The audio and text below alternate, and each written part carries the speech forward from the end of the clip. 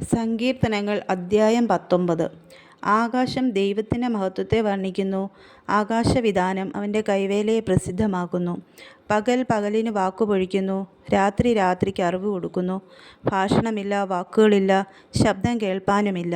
ഭൂമിയിൽ എല്ലായിടവും അതിൻ്റെ അളവുനൂലും ഭൂതലത്തിൻ്റെ അറ്റത്തോളം അതിൻ്റെ വചനങ്ങളും ചെല്ലുന്നു. അവിടെ അവൻ സൂര്യനെ ഒരു കൂടാരം അടിച്ചിരിക്കുന്നു. അത് മണവറയിൽ നിന്ന് പുറപ്പെടുന്ന മണവാളനു തുല്യം.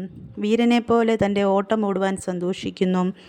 ആകാശത്തിൻ്റെ അറ്റത്തു നിന്ന് അതിൻ്റെ ഉദയവും അറുതി വരെ അതിൻ്റെ അയനവുമാകുന്നു. അതിൻ്റെ ഉഷ്ണം ഏൽക്കാതെ മറഞ്ഞിരിക്കുന്നതൊന്നുമില്ല. യഹോവയുടെ ന്യായപ്രമാണം തികവുള്ളത്, അത് പ്രാണനെ തണുപ്പിക്കുന്നു. യഹോവയുടെ സാക്ഷ്യം വിശ്വാസ്യമാകുന്നു, അത് അല്പബുദ്ധിയെ ജ്ഞാനിയാക്കുന്നു.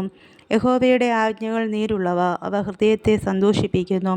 യഹോവയുടെ കൽപ്പന നിർമ്മലമായത്, അത് കണ്ണുകളെ പ്രകാശിപ്പിക്കുന്നു.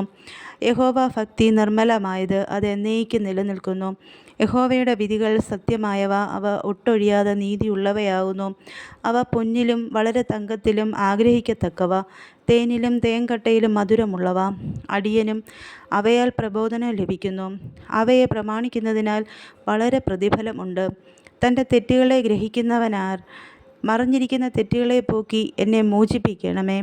സ്വമേധ പാപങ്ങളെ അകറ്റി അടിയനെ കാക്കണമേ. അവ എൻ്റെ മേൽ വാഴരുത്. എന്നാൽ ഞാൻ നിഷ്കളങ്കനും മഹാപാതകരഹിതനുമായിരിക്കും. എൻ്റെ പാറയും എൻ്റെ വീണ്ടെടുപ്പുകാരനുമായ യഹോവേ, എൻ്റെ വായിലെ വാക്കുകളും എൻ്റെ ഹൃദയത്തിലെ ധ്യാനവും നിനക്ക് പ്രസാദമായിരിക്കുമാറാകട്ടെ.